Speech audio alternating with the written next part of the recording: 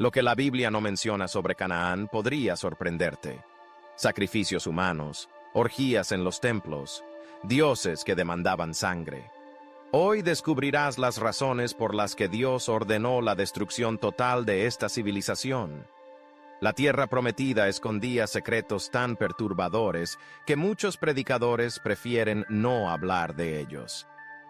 En este video, conocerás cómo era la vida cotidiana de los habitantes de Canaán, una región que no era solo un pedazo de tierra en un mapa antiguo.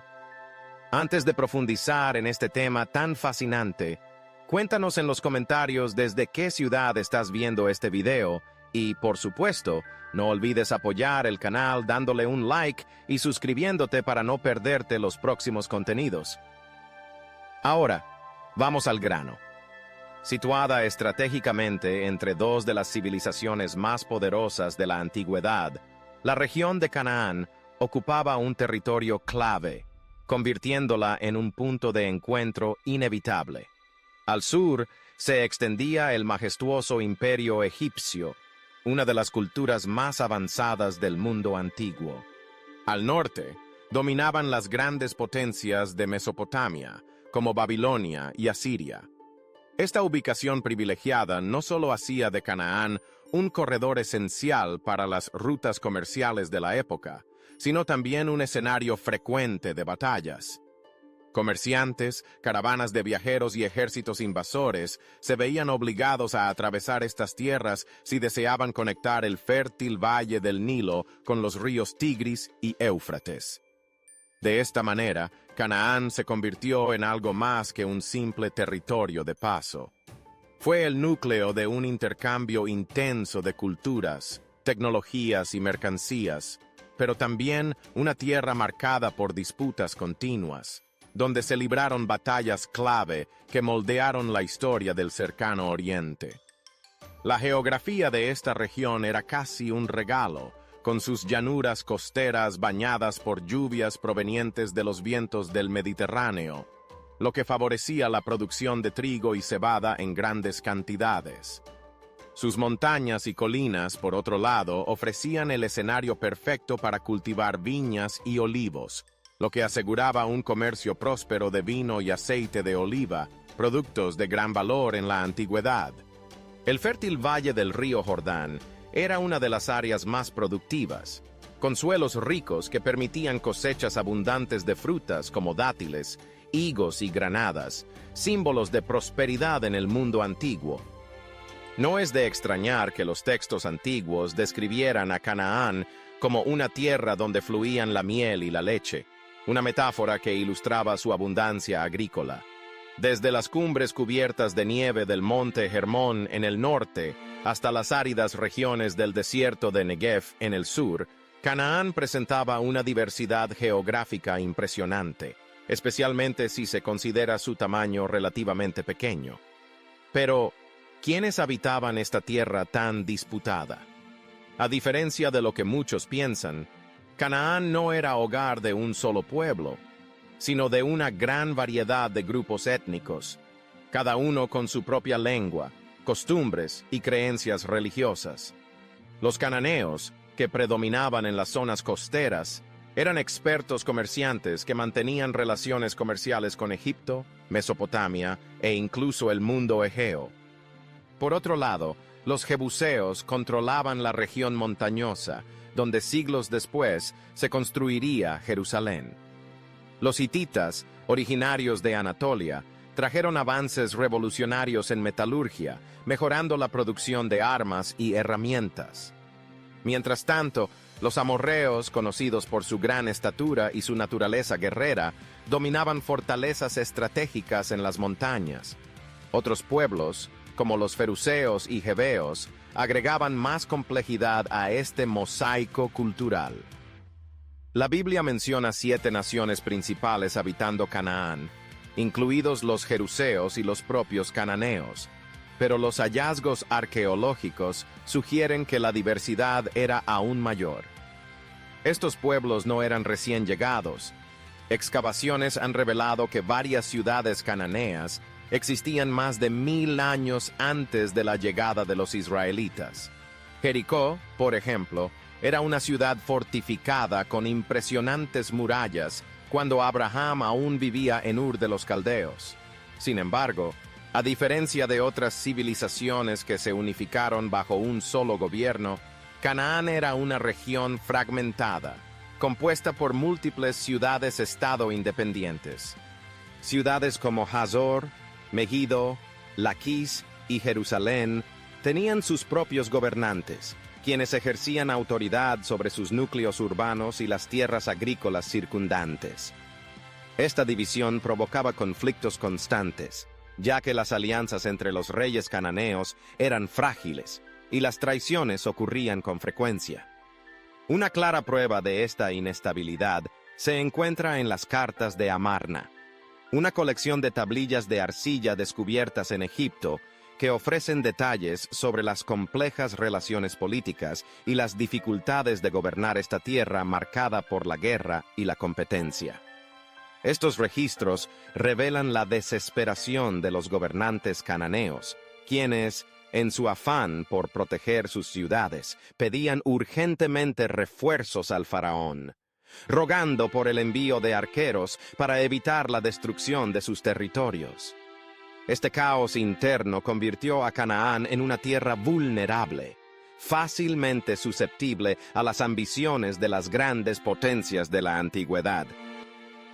Paradójicamente, la riqueza de Canaán, en lugar de ofrecerle estabilidad, fue la razón misma de su fragilidad. Su ubicación estratégica la convirtió en un premio codiciado, y las superpotencias de la época la disputaban sin cesar. Egipto consideraba la región como parte de su zona de influencia, y enviaba tropas para sofocar cualquier intento de rebelión, mientras que los hititas y babilonios también peleaban por controlar partes de este territorio. Este panorama resultó en siglos de conflictos continuos y cambios de poder. Internamente, la economía de Canaán, fuertemente basada en el comercio, originaba grandes desigualdades sociales. Mientras la élite vivía en palacios lujosos, rodeada de riquezas, campesinos y artesanos luchaban día a día por su supervivencia. Estas tensiones sociales actuaban como una bomba de tiempo y, sumadas a las invasiones constantes, mantenían a Canaán al borde del caos. Pero, ¿cómo era la vida diaria en una tierra tan deseada por los imperios? Desde el amanecer, las ciudades cananeas despertaban para un día de trabajo arduo. Las viviendas, construidas con piedra y ladrillos de barro, se agrupaban en calles estrechas y sinuosas, formando laberintos urbanos. A diferencia de las casas modernas, los hogares cananeos solían tener 1 o 2 espacios, con paredes de barro mezcladas con paja y techos planos de madera y arcilla endurecida. Estos techos no solo servían para proteger del calor y del frío, sino que también se utilizaban para múltiples fines, como dormir durante el verano, secar grano o realizar pequeñas celebraciones. Las mujeres comenzaban su jornada antes del amanecer, encendiendo el fuego y comenzando la ardua tarea de moler granos en pesadas piedras de molino para preparar el pan, el alimento esencial en la dieta diaria. Mientras tanto, otras mujeres salían cargando grandes jarras de cerámica para buscar agua en los pozos públicos, donde intercambiaban noticias y rumores. La alimentación cananea era sencilla pero nutritiva. El pan, hecho sobre piedras calientes o en rudimentarios hornos de barro, se acompañaba con aceite, legumbres como lentejas y garbanzos, y frutas como higos y dátiles.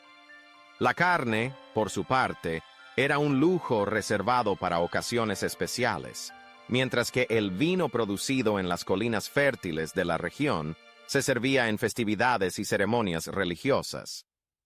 Mientras las mujeres se encargaban del hogar, los hombres trabajaban en la agricultura, la manufactura de utensilios y el comercio. Los campesinos cultivaban la tierra con herramientas de bronce o hierro, mientras que en las ciudades Artesanos como alfareros, herreros y carpinteros mantenían la economía en marcha. En lo alto de la jerarquía se encontraban los reyes y sacerdotes, quienes ejercían poder tanto político como religioso. Sin embargo, más allá de las actividades cotidianas, había una fuerza aún más determinante en la sociedad cananea: la religión. Las creencias no solo moldeaban la cultura, sino que también influían en todos los aspectos de la vida, incluyendo la muerte. La profunda influencia egipcia en Canaán era evidente, ya que muchas familias nobles enviaban a sus hijos a estudiar en la tierra de los faraones. Allí, los jóvenes cananeos aprendían a descifrar los misteriosos jeroglíficos, además de adquirir conocimientos avanzados en matemáticas, astronomía y medicina. Estas conexiones con Egipto ayudaron a formar una élite intelectual que dominaba la escritura y el pensamiento científico, pero también reforzaron una sociedad donde el conocimiento era un privilegio restringido a unos pocos. Algunas ciudades cananeas lograron desarrollar sistemas rudimentarios de abastecimiento de agua, construyendo acueductos primitivos que canalizaban agua de fuentes distantes a través de túneles subterráneos, dirigiéndola a cisternas protegidas dentro de las murallas. Los templos dedicados a Baal y Astarte eran imponentes, con altares monumentales para sacrificios y patios adornados con estelas y símbolos de fertilidad.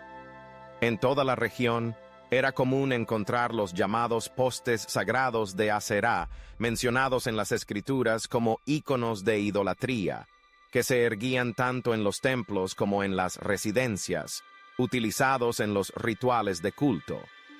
El sistema judicial en Canaán reflejaba la severidad de la época. El rey, además de ser líder militar y religioso, poseía un poder absoluto sobre la vida y la muerte de sus súbditos. Para los crímenes menores, las penas consistían en multas pesadas, mientras que los delitos más graves se castigaban con mutilaciones o ejecuciones públicas. Este fascinante panorama de la vida en Canaán, marcado por las tensiones internas, las invasiones externas y las profundas creencias religiosas, revela la complejidad de una región que, a pesar de su riqueza y potencial, estuvo constantemente al borde del colapso. La venganza de sangre era un principio fundamental en la justicia cananea, aplicando de manera literal la regla de ojo por ojo, diente por diente. Existen registros históricos de monarcas cananeos que cortaban los pulgares y los dedos de los pies de los reyes derrotados, como se menciona en el libro de los jueces en relación con Adonibesec, quien admitió haber hecho lo mismo con 70 gobernantes antes de sufrir el mismo castigo. La apariencia física jugaba un papel crucial en la sociedad cananea. Hombres y mujeres vestían túnicas de lino o lana teñidas con pigmentos obtenidos de moluscos e insectos para conseguir colores vibrantes como púrpura y escarlata, que representaban estatus y riqueza. Las mujeres de la aristocracia adornaban sus cuerpos con joyas refinadas, collares, pulseras y aretes de oro y plata, muchas veces incrustadas con piedras preciosas como lapislázuli y cornalina, materiales altamente valorados que llegaban a través de las rutas comerciales que cruzaban el cercano oriente. Las relaciones sociales y familiares seguían normas que serían vistas como controversiales por culturas posteriores. Los matrimonios eran arreglados entre familias como acuerdos estratégicos, sin considerar en muchos casos la voluntad de los novios. Los hombres poderosos acumulaban concubinas y siervas, reflejando la estructura profundamente patriarcal de la sociedad. En los templos dedicados a Astarte, la prostitución ritual formaba parte de los cultos de fertilidad, y se creía que esos ritos aseguraban buenas cosechas y prosperidad para la comunidad. Sacerdotisas y sacerdotes participaban de estos rituales, integrando la sexualidad con la espiritualidad de una manera que sería considerada inaceptable por las religiones monoteístas que surgirían después. En algunos contextos, la homosexualidad también formaba parte de estas ceremonias, interpretada como una expresión divina y no como un tabú. Canaán era una tierra rica en avances culturales, pero también marcada por profundas desigualdades y conflictos constantes. Sus tradiciones y creencias hicieron de la región un territorio de disputas frecuentes, donde el poder cambiaba de manos constantemente y donde las guerras eran tan comunes como las festividades. A pesar de todo esto, su legado trascendió los siglos, dejando huellas en las civilizaciones posteriores. El divorcio existía en Canaán, pero sus consecuencias recaían desproporcionadamente sobre las mujeres. En caso de separación, las mujeres perdían los derechos sobre sus hijos y bienes, quedando en una posición de extrema vulnerabilidad. Además, la expectativa de vida era baja y la población vivía constantemente amenazada por enfermedades devastadoras. La ausencia de sistemas adecuados de saneamiento transformaba las estrechas calles de las ciudades en focos de contaminación. Residuos y excrementos se acumulaban entre las casas, contaminando las fuentes de agua y favoreciendo la propagación de epidemias. Entre las enfermedades más temidas se encontraba la lepra, que no solo desfiguraba físicamente a sus víctimas, sino que las condenaba al aislamiento total. Aquellos que contraían la enfermedad eran expulsados de las ciudades y forzados a vivir en la marginación, una práctica que más tarde fue incorporada a la ley mosaica, no solo como un mandato religioso, sino también como una medida sanitaria para evitar brotes epidémicos. Pero, ¿por qué Canaán estaba destinada a ser conquistada? Si crees que sabes la respuesta, deja tu comentario. Los caminos de Dios son más altos que los nuestros. Y no olvides compartir este video para que más personas puedan entender los designios divinos. En el corazón de la cultura cananea estaba su estructura religiosa, que permeaba todos los aspectos de la vida cotidiana. El panteón estaba encabezado por la divinidad suprema, pero el culto popular se centraba principalmente en Baal, el dios de la tormenta y la fertilidad, y su consorte Astarte, diosa del amor, la guerra y la procreación. Según la mitología cananea, el ciclo de lluvias y sequías simbolizaba la muerte y el renacimiento de Baal, y los rituales religiosos buscaban influir en esos fenómenos naturales para asegurar cosechas prósperas y la estabilidad de la comunidad. Los templos de Canaán eran impresionantes, erigidos en los puntos más altos de las ciudades, los llamados lugares altos, mencionados en las Escrituras. En su interior, enormes altares se usaban para sacrificios, mientras que en los patios se realizaban ceremonias públicas. Estatuas representaban a Baal sosteniendo un rayo, símbolo de su poder, y Astarte en poses que enfatizaban su rol como diosa de la fertilidad. Sin embargo, el aspecto más oscuro de esta religión era el sacrificio humano. En tiempos normales, los rituales involucraban sacrificios de animales, pero en períodos de crisis extrema, como largas sequías, epidemias o guerras, los seres humanos eran ofrecidos para apaciguar a los dioses. La práctica del sacrificio humano, en la que generalmente niños fenicios eran quemados como ofrendas a Moloque, una manifestación de Baal, fue confirmada por hallazgos arqueológicos en Cartago, una colonia fenicia que heredó la cultura cananea. Excavaciones revelaron miles de urnas en el Tophet, un cementerio exclusivo para niños sacrificados, lo que confirma la macabra práctica religiosa de la época. Este panorama revela tanto la grandeza como la oscuridad de la civilización cananea, un pueblo que, a pesar de su riqueza cultural, vivió bajo la constante amenaza de la guerra, la pobreza y la extrema devoción religiosa. Si crees que las enseñanzas de Jesús protegieron a los inocentes, escribe en los comentarios: Jesús protege a los indefensos. Canaán fue una tierra de esplendor y brutalidad, de innovaciones y guerras, de dioses y batallas. Sus tradiciones, sus conflictos y su impacto histórico permanecieron vivos por milenios. Ahora que conoces esta historia, ¿qué piensas sobre esta civilización? Deja tu comentario y comparte este video para que podamos seguir explorando los misterios del mundo antiguo. El verdadero orgullo militar de los cananeos no estaba en su infantería ni en sus murallas fortificadas, sino en sus temidos carros de guerra. Estos vehículos ágiles, tirados por 2 caballos veloces, transportaban a un cochero y un guerrero armado con lanzas o arco y flechas. Eran los tanques de la antigüedad, diseñados para velocidad y un impacto devastador en las vastas planicies de la región. Los ejércitos que dominaban el arte de la guerra con carros tenían una ventaja significativa en el campo de batalla, realizando ataques rápidos que desestabilizaban a las fuerzas enemigas. Sin embargo, ni siquiera esta destreza militar fue suficiente para evitar el destino que los aguardaba. En medio de alianzas traicioneras, estrategias bélicas avanzadas y conflictos constantes, el destino de Canaán estaba a punto de cambiar para siempre. La llegada de Josué y la conquista de la tierra prometida marcaron el fin de una era y el comienzo de un nuevo capítulo en la historia del pueblo de Israel. Frente al peligro inminente, las ciudades cananeas reforzaron sus sistemas defensivos. Jericó, uno de los asentamientos más antiguos del mundo, poseía murallas dobles de hasta 6 metros de altura y 3 metros de grosor, diseñadas para resistir largos asedios. Otras ciudades, como Laquis, no solo contaban con fortificaciones reforzadas, sino también rampas internas que permitían una defensa más eficiente contra los invasores.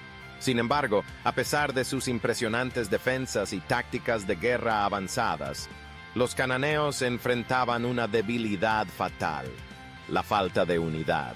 Mientras los imperios vecinos se organizaban bajo gobiernos centralizados, Canaán permanecía fragmentada en ciudades rivales cuyos reyes, en lugar de unirse contra los invasores, conspiraban entre sí. La mentalidad predominante entre los cananeos era clara: si mi vecino cae, yo prospero. Esta fragmentación política y social permitió que sus adversarios avanzaran ciudad tras ciudad sin encontrar una resistencia unificada.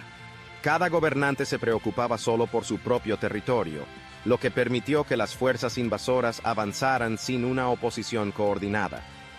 Fue en este escenario de desorden y rivalidad que surgió Josué, liderando a los israelitas. Después de 40 años de vagar por el desierto, el pueblo de Israel estaba a punto de cruzar el río Jordán y entrar en la tierra prometida, tal como había sido prometido desde los tiempos de Abraham. Pero Canaán no era solo un territorio a ocupar. Representaba la materialización de un pacto divino, la recompensa por la fe y la perseverancia de generaciones.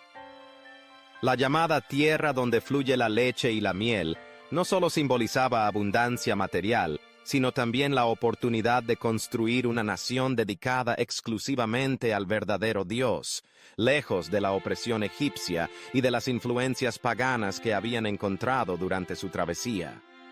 Al cruzar el Jordán, los israelitas encontraron un país dividido y vulnerable.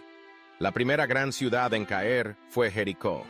Sin embargo, su derrota no fue resultado de una táctica militar convencional.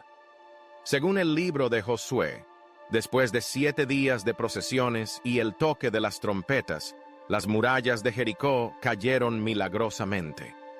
Este evento marcó el inicio de una campaña que cambiaría por completo la estructura política de la región. Ciudad tras ciudad, lugares estratégicos como Hazor y Laquis fueron conquistados, alterando para siempre el equilibrio de poder en Canaán. Pero esta conquista no solo fue una guerra territorial, fue también una revolución cultural y espiritual.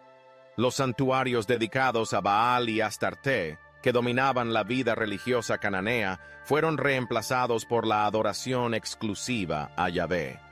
Las festividades paganas basadas en los ciclos de fertilidad dieron paso a celebraciones sagradas como la Pascua y la fiesta de los tabernáculos, que conmemoraban la liberación y la provisión divina en el desierto. Las prácticas como sacrificios humanos y prostitución ritual, profundamente arraigadas en la cultura cananea, fueron extintas y sustituidas por un código moral basado en los 10 mandamientos y la ley de Moisés. El contraste entre la visión de mundo de los hebreos y la de los cananeos era abismal. Mientras los cananeos creían en divinidades inestables y exigentes que debían ser apaciguadas, los israelitas adoraban a un Dios que establecía alianzas y exigía obediencia y justicia.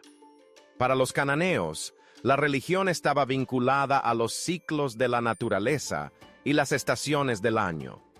Para los hebreos, estaba basada en eventos históricos y revelaciones divinas. Mientras los pueblos de Canaán intentaban influir en sus dioses mediante rituales y prácticas místicas, los israelitas eran llamados a confiar en la santidad y la providencia de Dios. La arqueología confirma que durante este periodo se produjo una transformación cultural significativa. Excavaciones en antiguos asentamientos cananeos revelan una disminución en la presencia de estatuas y objetos de culto idólatras. Figuras de Astarte, altares dedicados a Baal y otros símbolos religiosos desaparecieron gradualmente, dando paso a un modo de vida muy diferente. Un detalle curioso es que en los asentamientos israelitas de la época no se encontraron huesos de cerdo, un alimento común en la dieta cananea. Esto sugiere que los israelitas seguían estrictamente las leyes alimentarias que los diferenciaban de otras naciones. Sin embargo, la conquista de Canaán no ocurrió de manera inmediata ni completa. El libro de los Jueces describe cómo muchos cananeos continuaron habitando la tierra y cómo influyeron en los israelitas durante generaciones. Este hecho es confirmado por vestigios arqueológicos que indican una fusión de elementos culturales cananeos e israelitas en diversos asentamientos, mostrando un proceso gradual de transición y resistencia. Si crees que Dios sigue luchando batallas espirituales para cumplir sus propósitos en tu vida, escribe en los comentarios: El Señor de los ejércitos batalla por mí. Si sientes que este mensaje resonó en tu vida, recuerda que nada sucede por casualidad. El conocimiento sobre Canaán nos trae un llamado importante. Ahora haz clic en el video que aparece en la pantalla. Así era la vida en Sodoma y Gomorra. La verdad que pocos se atreven a contar. Descubre revelaciones impactantes sobre el juicio divino y lo que esto significa para ti en los días de hoy. Y no olvides acceder al enlace fijado en los comentarios para comenzar a vivir según la palabra de Jesús. Nos vemos en el próximo video.